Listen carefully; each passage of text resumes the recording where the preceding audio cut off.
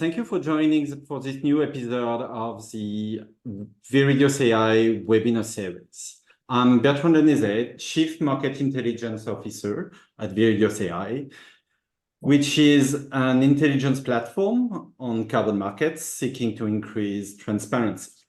Today, we'll be diving into the fascinating world of co-benefits, understand what they are, going beyond the acronym and the jargon, understanding why they are important, as well as understanding what project proponent needs to do to integrate these co-benefits right from the project design. I'm very excited about this conversation that we're having today. As you may know, Viridios AI has spent a lot of time doing research in that field, extracting SDG, Sustainable Development Goals, from project documentation using leading AI technologies, as well as estimating price premiums that projects command for each of these SDG. We'll be running a little survey with only 4 questions throughout the webinar to get some insight on your perspective around co-benefits, and we'll later review the results of the survey. Throughout the webinar, throughout the conversations that we'll be having, you'll be able to log some questions. We'll make sure that we keep at least 15 minutes for Q&A towards the end, and you can use the Zoom function here with the Q&A button to log your questions. But yeah, without any more delay, let me introduce you to Svenja, Telle and Oumaima Alaoui from Base Carbon. Svenja, Oumaima, do you want to introduce yourself a little bit and talk to us about the great things that Base Carbon is working on? Yeah, thank you to the Viridios AI team and broader Viridios team for the invitation to participate in this, I think, very, very timely webinar. I'm Svenja Telle, Director of Origination at Base Carbon. Base Carbon is a publicly traded company in Canada, and our mandate is in originating and financing carbon reduction and carbon removal projects. We have currently a portfolio of 3 different projects in African and Southeast Asian countries, spanning across reductions and nature-based removals. So I'm really, really excited to discuss today how, since we are focused on high-quality offsets, how co-benefits are really make sense from an origination perspective, but also from a financial risk mitigation perspective. Yeah, thanks for having us, Bertrand. I can echo the same sentiment as Svenja. I'm very excited to have this conversation. It's extremely timely. Great. Without any more delay, let us get started. So maybe I'll start with you, Svenja. Could you explain us a little bit how the carbon component, the ESG dimension, and the SDGs or the co-benefit interact together in a carbon project? Yeah, we really like our acronyms, right? We do. We have the SDGs, the ESG in the VCM, and understanding how all of this fits together is sometimes a headache.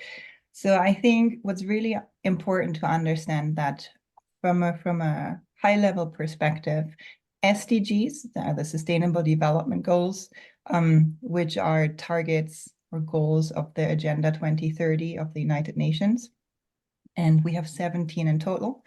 They're really large goals, and I was actually lucky enough to work at the UN when the SDGs were released, and I was working on making them more quantifiable through the targets. So even though most people know 17 SDGs, they also have a lot of targets, which I think they are house kept by UNDP, United Nations Development Program, and the housekeeper of the SDGs is UNDESA, the Department of Economic and Social Affairs. So it's just a little bit of a context, historical context of the SDGs. Then we have SDGs, they are more general, right? They apply to countries and they aim at solving environmental and human rights issues. while ESGs, environmental, government, and social dimensions of a portfolio, they apply more to a company and the business community. But I think what we're trying to discuss today is how SDG contributions can be achieved through carbon offsets. And I think it's interesting to think about SDGs can be really achieved through carbon offsetting, and ESG can also be achieved through insetting. For example, if you as a corporate invest directly into the project and you become a shareholder in the top co of the project, suddenly those ESG benefits are part of your own portfolio, part of your own investment. And I think that's an interesting concept to think about.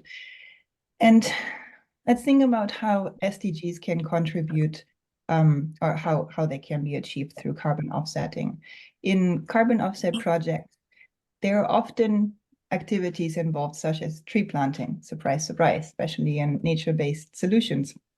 And tree planting has a direct impact on life on land. It's one of the SDGs.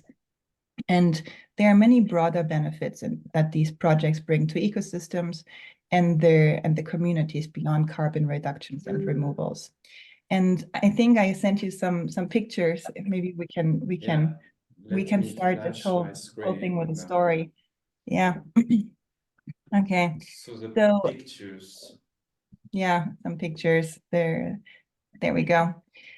And I think I can first start sort of with the data side. So I know Viridios AI, the platform, has a focus on SDG-oriented co-benefits in pricing and also price premium prediction for spot and forwards. There's a huge difference if you look at like the next 10 years of how a project could be priced with or without co-benefits. It's a huge price premium from the forecasting side. And also the gold standard impact registry and other findings indicate that most projects contribute to at least 3 SDGs. And I think what I wanted to talk about here, so what are we looking at? It's too bad that we don't have a poll for that in the audience. It's like a big hole. It's an excavation site.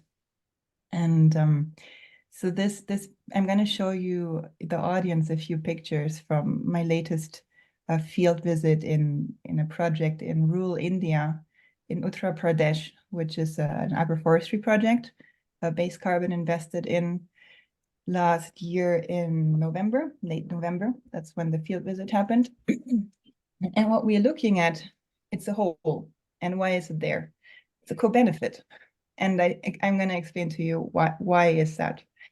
So a lot of projects, especially in reforestation, ecosystem restoration, agroforestry, they are taking place in pretty arid areas where in the past a lot of deforestation had happened. In the case of Uttar Pradesh, a lot of the forest was cut down actually for railway construction in India.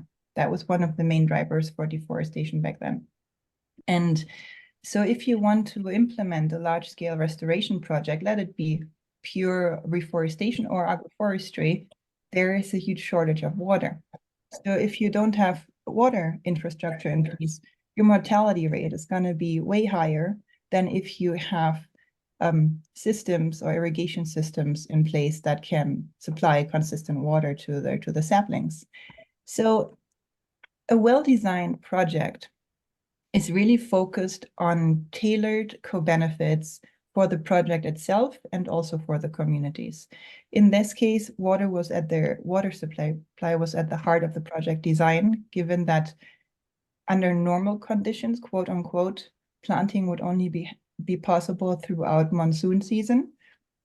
But in order to prolong the planting period, and also because remember, it's an agroforestry project, to increase the agricultural yields of the farmers, water was identified as one of the main issues in the region. So if we can skip to the next slide, next slide, still on the site visit in my mind, slide. So here we can see us looking at the pond, and what happened from the first image to the second, the first was just an irrigation site. It was also a different pond, it's not the same one. But here we are looking at one that is already in the second stage. You can see there's fencing around it so cattle doesn't fall inside. And if we can skip to the next one, that's how they look when they are done. They have liners in there. And you can imagine that one step excavation, putting in liners so they can actually catch fencing them. It's a big expenditure on the balance sheet of the project design, but it's really, really necessary in order to make the project more successful. And also thinking about the co-benefit side, agroforestry in arid regions, water infrastructure really touches on a lot of different co-benefits for the community, such as water access, food security, climate resilience, and climate adaptation, even in this context, because the monsoon season is changing in India, and farmers are really focused, or they rely on monsoon for some of their agriculture, and being able to, catch the water throughout the year changes everything. And one other activity, can you go to the next slide? That's solar panels, which is a rare sight, I can tell you, in rural India, especially in farming communities. And the reason that those solar panels are being installed is not just for electricity. You could run a small house on this, but it's for solar water pumps. And yeah, so it's the purpose is solar water pumps. So another activity in addition to digging these big catchment ponds is digging wells, and then in order to get the water out of the well, solar pumps are being used.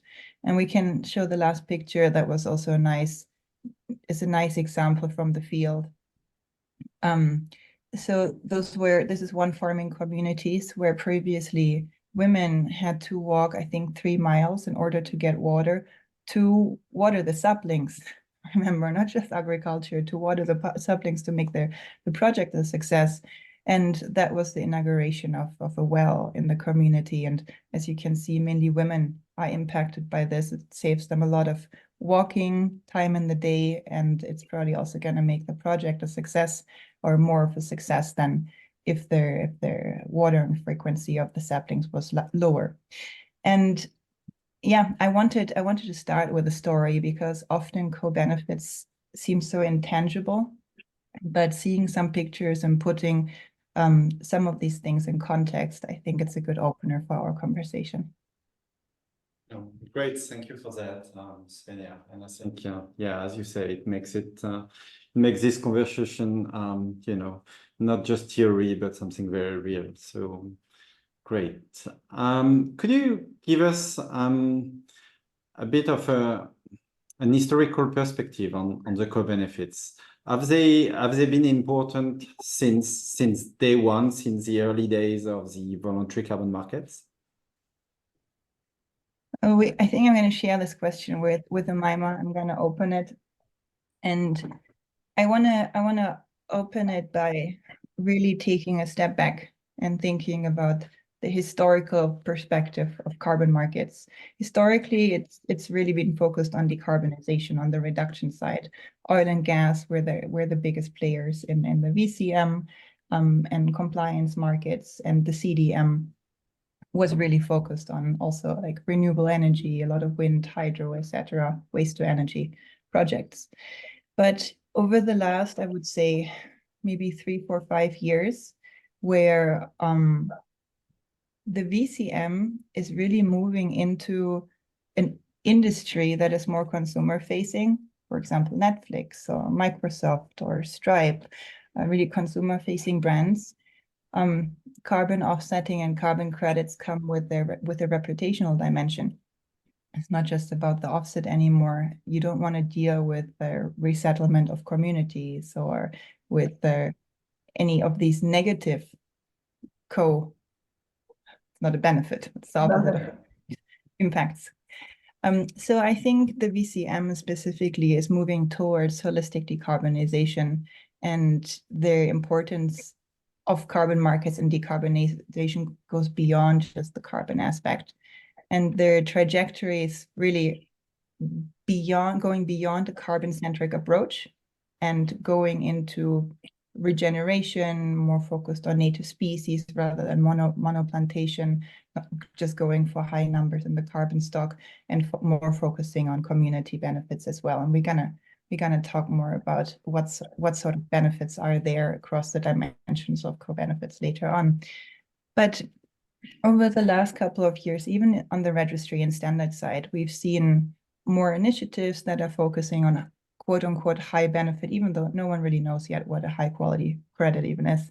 But we are having first attempts. There's not too much homogeneity across every single system, but we have the VCMI, which is really a demand side initiative, and the ICVCM, and Oumaima is going to talk more about it, so I'm not going to steal the show. SD Vista, CCB labels really emerging over the last couple of years. And the belief that projects are enhancing overall well-being really have the highest value for a lot of these consumer-facing brands. And it goes beyond carbon, but also to mitigate, to mitigate. So it goes beyond just carbon as a mitigation outcome. And what I always say, I'm jumping around a little bit, but I just thought about it because we talked about it in the preparation. A lot of people that invest into projects really think of co-benefit as this, you know, we got to do it, or it's the thing that's the right thing to do. It's so expensive. But at the end of the day, co-benefits are risk mitigation. It's a financial risk mitigation mechanism to the project itself. And they don't just, on the financial side, on what the market sees. Yes, they trade at a premium because it's nice to be affiliated with these sort of projects. But behind the scenes on the supply side, let's think about it. These projects, they're going on for 20 years or even beyond that. So they can't be designed around the community. They have to be designed with the community and making sure that the stewards, that basically the frontline people in these projects, the communities, the landowners are happy with what's happening. They don't care about the far removed carbon market. They really care what's happening in front of their door. How is their everyday life being impacted by the project? And at the end of the day, the community itself, they can either be there with you or against you, not against you in a bad way. But if they're not happy with the project, there is a big risk that the community itself is gonna reduce the project outcome through cutting down trees and so on and so forth. So you need to create incentive mechanisms to have the buy-in from the community so they support the project and really become these stewards of the assets in the projects, which in nature-based solutions are usually trees. And with that, over to you, Oumaima. Thank you. Yeah. You're gonna... Thanks, Svenja. Yeah, I mean, I echo every point you've made and agree that, you know, communities have to be the center, or not the center, they have to be participants in the design, the implementation, and the well-functioning of the project itself. And I think this is something that, excuse me, that is being recognized by the market in general. We see it from the standard and registry side as well, you know, with labels that are applied to projects that do have these co-benefits and that do address these UN Social Development Goals. I'm thinking about the gold standard for the goals, for example, which was put in place in 2017, or the gold standard gender equality label put in place in 2018, or the SD Vista Vera label that was put in place more recently. And even, you know, even the ICVCM assessment framework has, you know, a component of the assessment framework is the social development and sustainable development. So as Svenja said, you know, this is a you know, relatively new focus for the carbon market in general, but it does seem that we are headed towards considering co-benefits as an inextricable part of the carbon project quality, that we won't be able to look at, you know, carbon projects in silos anymore, and it's going to be a more holistic and comprehensive kind of approach to assessing quality and the well-functioning of carbon projects in general. Thank you very much. Could you give us a bit of an overview of you know, the different categories of on one side co-benefits, and which are the typical, I guess, project types, methodology, which deliver most of the co-benefits in the carbon markets.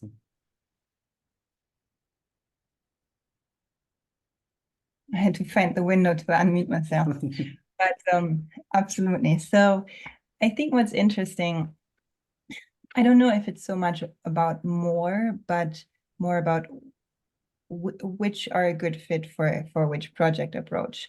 And generally speaking, if you are trying to find out more about co-benefits, you are going to find more for REDD+ projects, because historically REDD+ projects have been around for longer on one hand, but also at scale. So there are really technical guides on what sort of co-benefits should be part in your project design, how you can measure them, and all the technical guidance is really from my knowledge, and I've looked a lot. Please, if someone in the audience has found something else, send it my way. But done a lot of research and have found most of the technical guidance on REDD+ project designs in terms of how to design co-benefits. But coming back to your questions, Bernard, about what's the broad overview of what sort of co-benefits out there, I would say generally speaking, and academic and technical literature, I would say would agree with the statement, is that you can come up with 4 main categories of co-benefits. And they're social, environmental, economic, and educational. And I would say the biggest ones under the social umbrella of co-benefits is improved public health. And that's something we often see in REDD+ projects, because if you think about how benefit sharing mechanisms are designed in REDD+ projects, we are usually dealing with one huge plot of land and communities that are living in this plot of land, and not so much with individual small landowners or farmers. So if you design co-benefits for REDD+ projects, sorry, you usually pool the money that goes back into the community through some sort of structure, fund, and then before the project even starts, and we're going to talk about this later, you really want to understand what the community wants. If you design a good project, you go into the community, you ask them what they want. One example could be urgent care, or a doctor's office, or a small hospital. So that's where improved public health can come in as a co-benefit. Energy access is another one. Gender equality, stakeholder engagement, and community well-being. All those things fall under the social aspect of co-benefits. And I'm an economist. I like to measure things, just like you. And those are also coming out of from SDG at the UN. Everything is wishy-washy. It's like this big terms, like how do you actually measure those things? And Oumaima and I, we actually worked on this together a while ago, and I just want to give some examples. We worked our way through technical guidance and in REDD+ projects, and thought about how we can use them for ARR project and make them measurable. And I give you an example, for example, from social community well-being.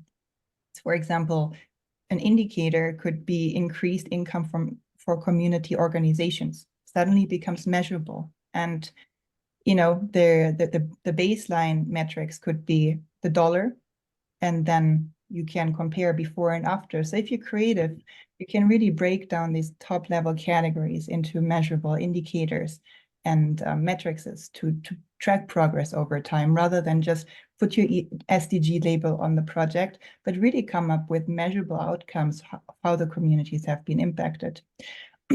Environmental, I think that's easier to measure. You can measure biodiversity, you can measure air quality, water quality, or water availability, soil protection in terms of covered soil, restoring natural capital or agricultural income or agricultural activity. That's easier to measure. Economic, I would say some big ones here are job creation and increased demand for labor, where again, it's easy to measure. You have the number of employees or new businesses that were created since the project was started. And I think what's important here is to make sure that these are long-term. They must be sustainable. It can't just be for while there is planting for 1 or 2 years, but really sustainable job creation. Educational, for example, knowledge enrichment, which is again measurable, such as literacy level in the project region, or new skills, qualified workers. Educational opportunities is another one, such as community spending on education. So there are many examples. If anyone in the audience wants to know more about it, how we came up with this sort of metrics, it's never published. We've just crunched numbers behind the scenes and try to figure this out just like everyone else in the market. Please reach out, and you can also ask in the Q&A. Yeah, thank you, Svenja. And that for me is going to be probably a major theme in the space of co-benefits in the coming years, is the quantification of the delivery. And that there should be some form of standardized sort of reporting standards so that we can compare projects across the board. So I'm all for it. Just going to flash couple of I've been crunching a bit of data on so as I mentioned earlier, we've been using AI to sort of extract SDG delivered by projects in the monitoring reports. And so I think what this complicated table with a lot of data shows is that for which type of projects in our taxonomy, so it's in which SDG are we more likely to find. So for instance, SDG 14 and 15, which are biodiversity related, we'll see, for instance, SDG 14, life underwater, which is obviously fine for blue carbon, which in our world is AFLU.03, and AFLU.01, because a lot of red projects are also in coastal area. Then obviously SDG 15, which is life on land, will be fine for red plus projects, so AFLU.01 for us, as well as afforestation, reforestation project. There's a couple of others, obviously all the household device, so which in our taxonomy are under EF04, attracts quite a number of social SDGs, no poverty and good health. But also very interesting, we can see, and I think we alluded to that earlier, that the wind, hydro, and solar projects are also obviously sort of tackle the clean energy SDG 7 and the which is the one SDG 9 for the infrastructure, but there's also quite a number of them that actually delivers things like quality education SDG. So very, very interesting. I appreciate that this is a lot of numbers to unpack, so that's going to be included in the article we'll publish, and happy to take a couple of questions afterwards on this. So I'm going to stop sharing. As Svenja, Oumaima, as a project originator, sorry, how do you engage with the community on co-benefits to be included? Is this easy, for instance, to reach consensus within the community on the prioritization of all these co-benefits? Now we're coming to the $1 billion question. Yeah, no, it's not easy. It's not easy. As coming in as a project originator, especially if you're offshore or overseas and working closely with the community, it's a task, and I cannot recommend enough to work with local organizations, to work with local project implementation partners and NGOs that can do a lot of that work, because given cultural differences and language barriers, I think to make their work as authentic and meaningful as possible, it's very, very important to work with local on-the-ground organizations to lead a lot of these processes, and ensuring that local indigenous communities are included in the project design, implementation, and the benefit sharing is really critical for creating a culture of ecological stewardship and incentivize the people to regenerate nature, just what I said earlier. And it's also critical for reducing project risks, also what I mentioned earlier, and improve the carbon stock permanence of the project, so people don't cut down the trees before they're allowed, quote unquote, to do so. And I think following a few simple, not really, but simple practices in the design phase, even pre-feasibility, right? Really, really in the conceptual phase of the project, can help a lot to prevent a lot of hiccups later on. So I think the biggest one, and it comes back to what I just said, work with local organizations, is to adapt the project activities to the cultural context of the host community. It's really important that the decision makers regarding project design and benefits sharing are done in collaboration, partnership with local stakeholders, using a process that follows customs and decision-making norms of the community. And I can give you an example. The project in India, one of the documents in the project design is that it's a carbon waiver. The farmers get all the plants, a lot of the fruit trees. So I actually didn't mention that earlier. The project design has two categories of trees. One is a tree category that really is there for the carbon stock. In the case of this project, it's a teak, mahogany, and custard apple. Those are the carbon generating trees. And then we have tons of other trees: lemon, pomegranate, mango, papaya, tons of stuff, cranberry, and a lot of that was decided by the farmer. Anyway, but one of the main documents in the project design was the carbon waiver. And a lot of those carbon waivers are signed with fingerprints. So it's a local custom. When our legal team saw this for the first time, it was like, oh my God, we're a publicly traded company in Canada. How we can't deal with fingerprints? But that's how it's being done on the ground with the farmers. What do you do with farmers that can't write? You use your fingerprint. And that's just sort of a story from behind the scenes, like the nitty-gritty stuff that sometimes you deal with. But that's really coming back to having to adapt the project activity to the cultural context. And the project proponent documents, they really need to lay out the goals and demonstrate how the project activities are adapted to the customary traditions, like how are community meetings being held, who's participating.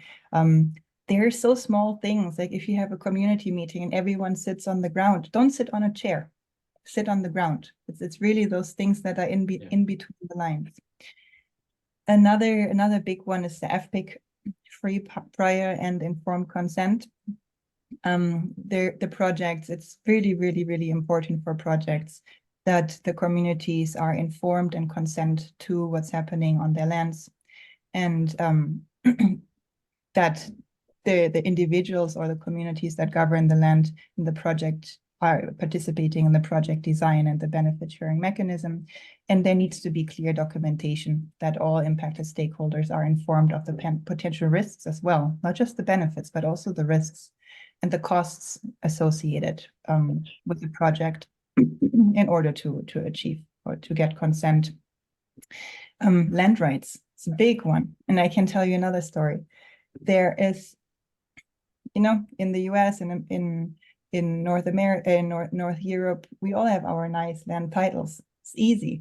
If you want to sign up for a project, go do it. But if you're originating in Southeast Asia, or also some stories especially from northern Brazil, land tenders are not always so clear. And you really want to make sure that the land you think is your land for the project is really the land that is affiliated with the people you're talking to. Because there have been cases where projects have been being originated on lands. Some stories from North Brazil, where project developers went out to raise money for their projects. And in the meantime, the same parcel numbers were also offered to the same investors, but from different projects. So you really want to make sure land right questions are clarified, not from your company only, but from local legal counsel. Like really making sure you work with local legal counsels to make sure the land right claims are clarified and respected, however it plays out on the ground. And then a really, really big one is the community benefit sharing agreements.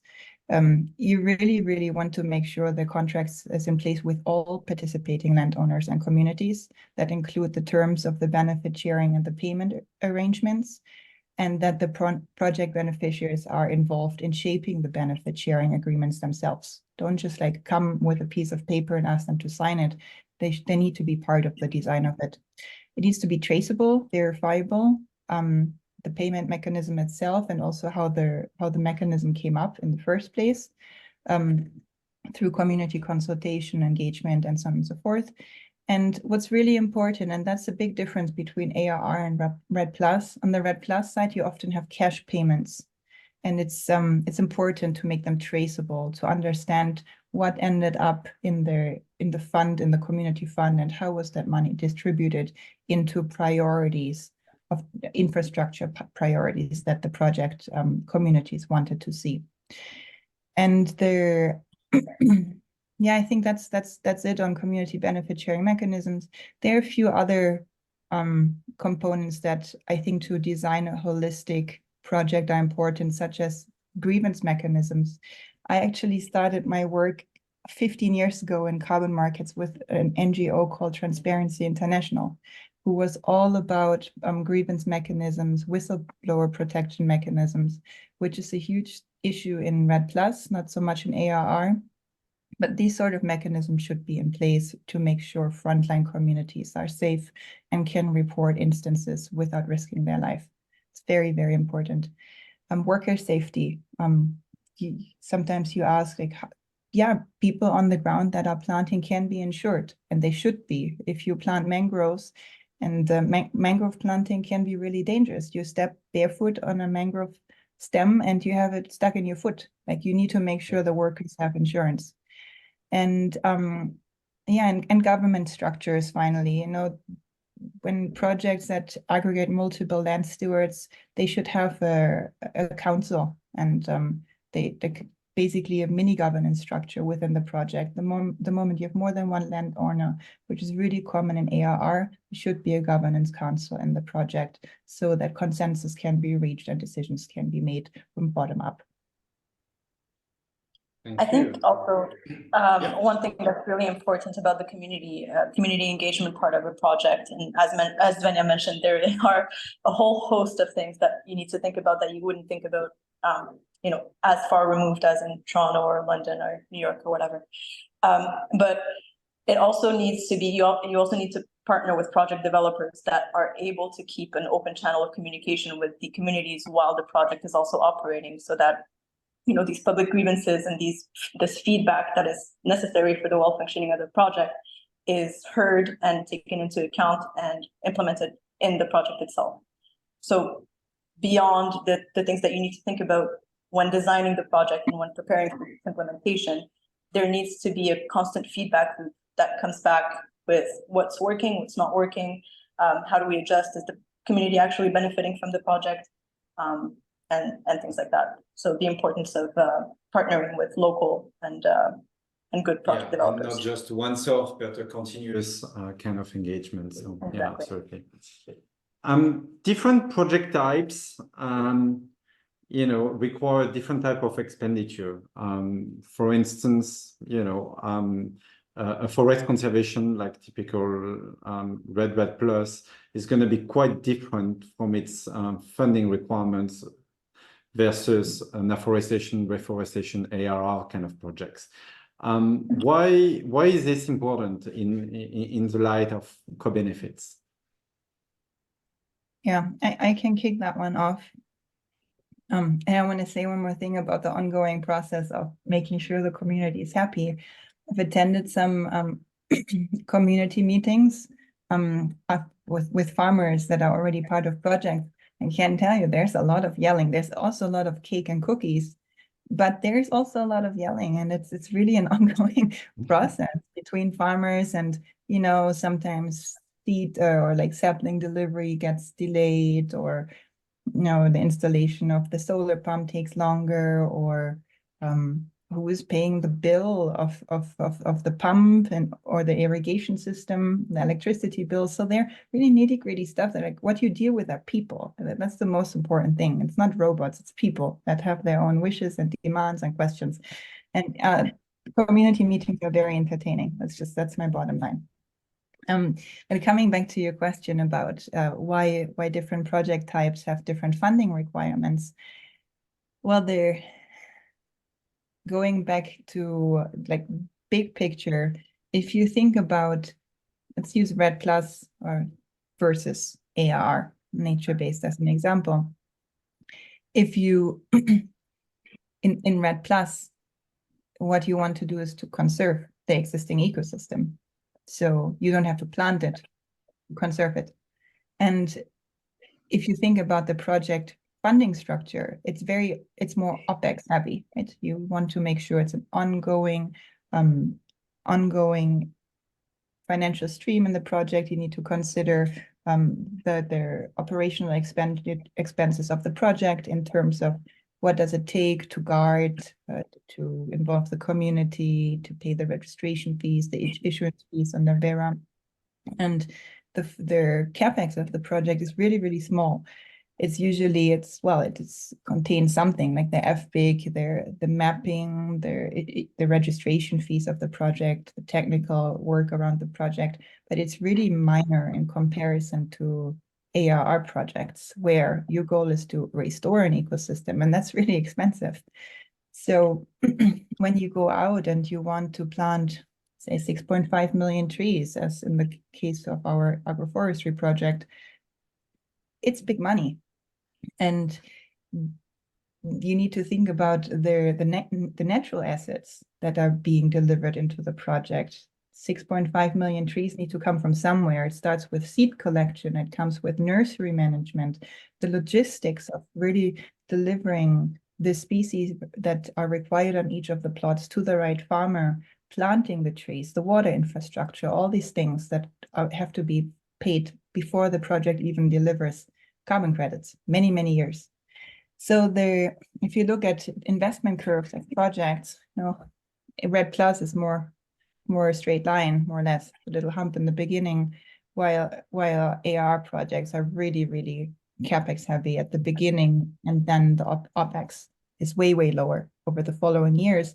But then if you look at revenue streams of the project types, for AR projects, you need way more patient investors, because the project is only going to start delivering credits after 7 years, let's say 6-7 years, depending on the species, while REDD+, and I'm not a REDD+ expert, but it definitely starts delivering before that, depending on how the registration process goes and so on and so forth, delivers after like 12-18 months, maybe 24 months tops if something goes wrong. But that's something important to understand. And how to secure the funding, I think you need to be transparent and accountable. It's crucial, it's critical, building trust and accountability across partnerships, and provide opportunities for continuous improvement through shared learning with both the investors and the communities. We are on the investment side, and we have constant interaction with the project developers that we are invested into. And I think something that's really interesting, and we talked about this before, coming back to the topic of the webinar, co-benefits. So co-benefits, how they are designed into the project on the ARR side, is very different than the REDD+ side. In ARR, a lot of the co-benefits are tied up in natural assets, in fruit trees, especially in agroforestry, or water infrastructure.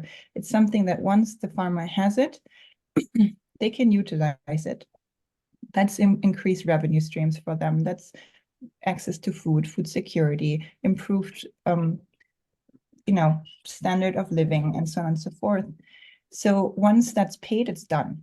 of course, there are some other small items, but that is really the structure of the co-benefit on agroforestry side, while on REDD+, you have ongoing financial streams in order to fulfill your obligations under co-benefits.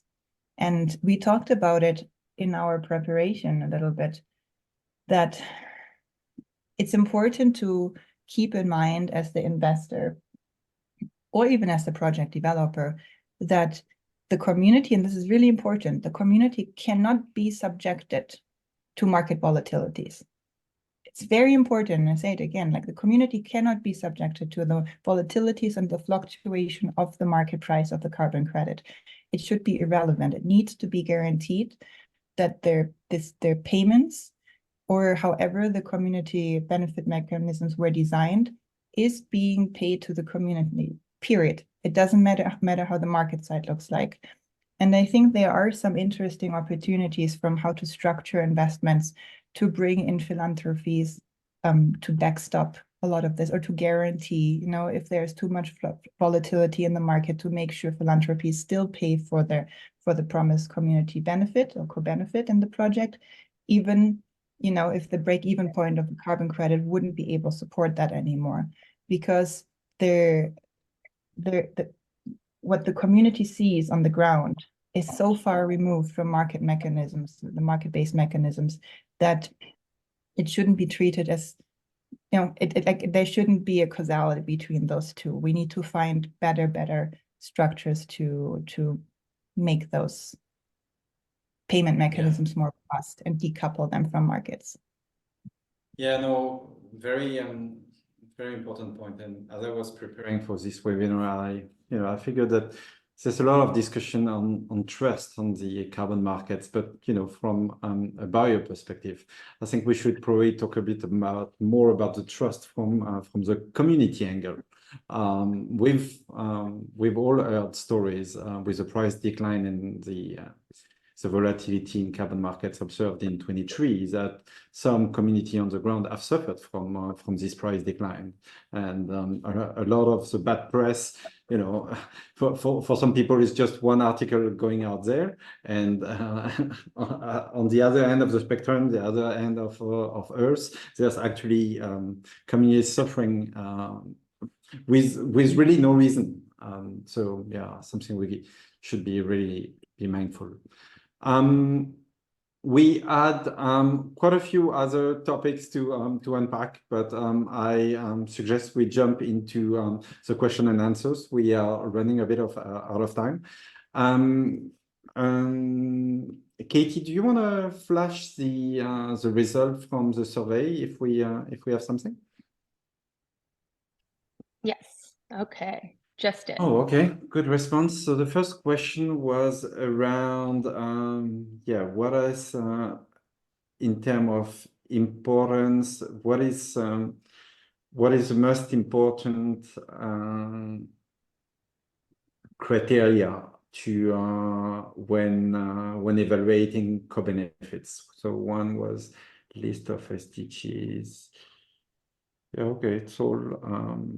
This one, it's we'll anyway come up with a commentary on the article we published, and this is probably a little too detailed, but yeah, number of SDGs, not too important to characterize a project as high impact, but more people tend to focus more on quality of contribution claims, as well as the degree to which the project contributes to a specific SDG. So yeah, I think that makes sense.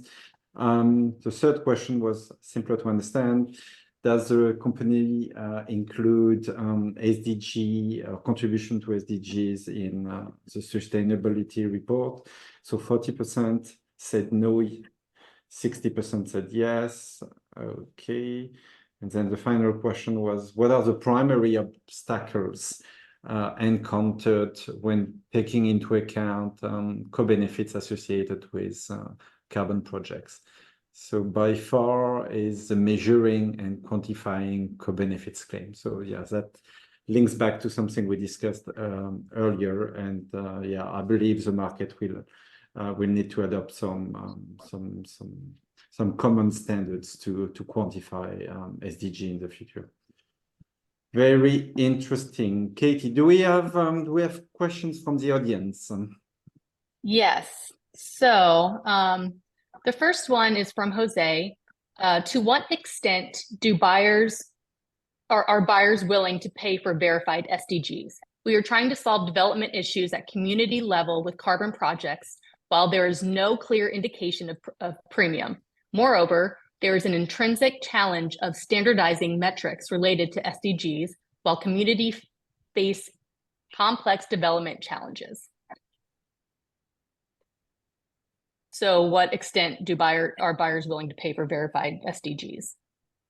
We've seen, I can start this one off. We've seen over the last year or so, at least in my experience, a premium associated with claims of attainment of certain social development goals, UN social development goals by certain projects. Premium that is easier to materialize when you have a label associated with it, as the registries are currently developing. So, I mean, it is an evolving market, which continues to grow every day with different quality metrics that are associated with carbon credits coming up day after day. But from my experience, and Svenja, correct me if I'm wrong, but from my experience, what I've seen is that co-benefits and attainment of SDGs do carry a premium on the carbon credit generated from those projects. And I think you've seen that too, Bertrand, with the data that you've had on the market, etc. Yeah, I would say you're the wizard for this question. You have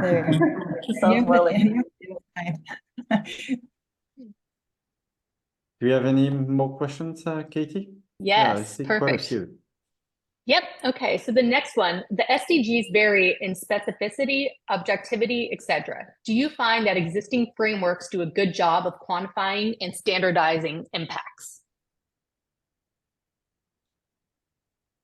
Yes and no.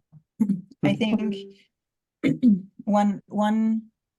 what I said earlier, there is more and more guidance from existing frameworks that's like SD Vista or CCP labels very specifically for projects.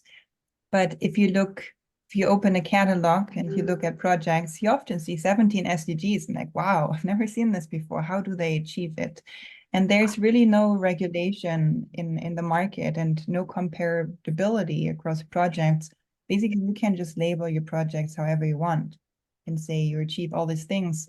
And there's no way to compare across projects. Did this project developer use the same metrics as this one? And are they stricter about it than the others? So I'm very just cautious to. It's nice to see those SDG labels there, and I think it's a good market signal from a high level perspective that people care more about it and the demand is there, especially reflected in price premium.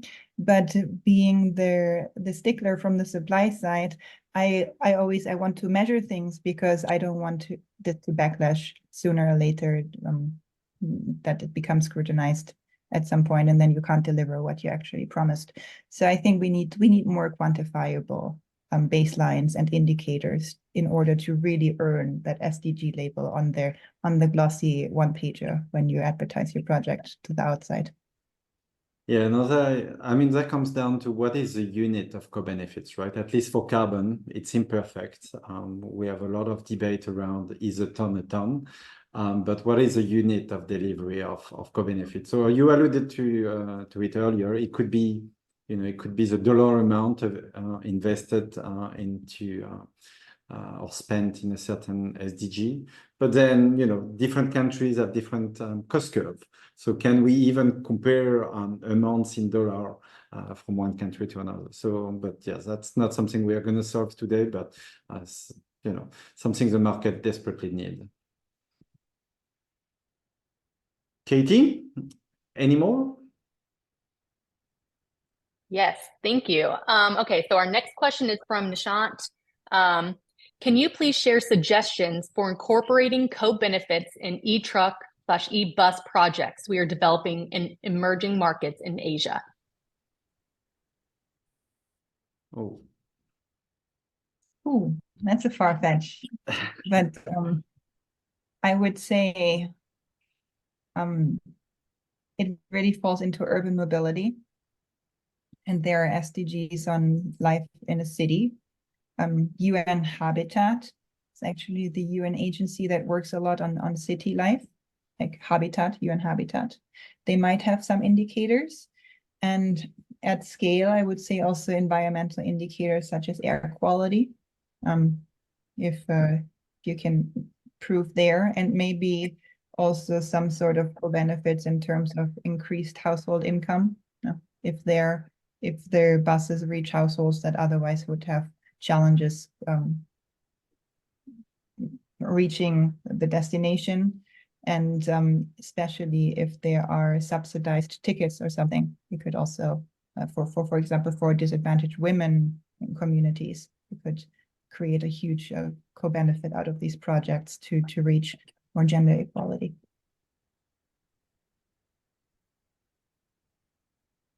Great, thank you. I think we have time for one more question. This one comes from Ralph. Do you invest in or will you invest in IFM carbon projects in North America? As it relates to community co-benefits, do you consider benefits to non-Indigenous community members? If you need me to repeat that, let me know. That was a lot. Is that a question for Viridios or for base carbon? Either. I represent Viridios AI, not investing in projects, so I'll shy away from this question. But yeah, IFM is generally not part of our strategy, investment strategy, because we are more focused on, and I know IFM can also include removal activities, but we are generally more focused on pure removal methodologies. And IFM, if you do a lot of removal under IFM, it's often really hard to benchmark that in the market as a removal pricing. So it's difficult from our side to invest in IFM. Oumaima, do you want to add something there? Because we had that discussion just the other day. Yeah, we did. Well, I think you've touched on all the points. It's not really part of our portfolio strategy as of now. great. Thank you very much. And I think, that leaves us very little time to close this webinar. As I mentioned earlier, we'll be publishing a summary of all the insight and what we've discussed here. We'll include some of the charts and visuals that were presented as well, and we'll also include some charts to summarize the surveys that we've been running. We'll also make sure that the recording, the video is included on that page so that you can share it with your colleagues who maybe couldn't come today. With that, I wanted to thank you again, Svenja and Oumaima, for sharing the stage with me. I think it was a very interesting conversation, and we were, just the fact that we were running out of time is a proof that it was everything but boring. If you want to continue, if there's pressing question, if there's things we didn't address, you want to continue the conversation with us, feel free to reach out to us, to Svenja, to Oumaima, to myself on LinkedIn. And stay tuned. Take care, everybody, and see you soon in the next webinar. Any closing word, Svenja, Oumaima? Just thank you to Viridios AI for having us, and to their community listening in to stick with us. I know it's late in Europe, so thanks for that. Yeah, thank you very much. Great conversation. Thank you. Bye-bye.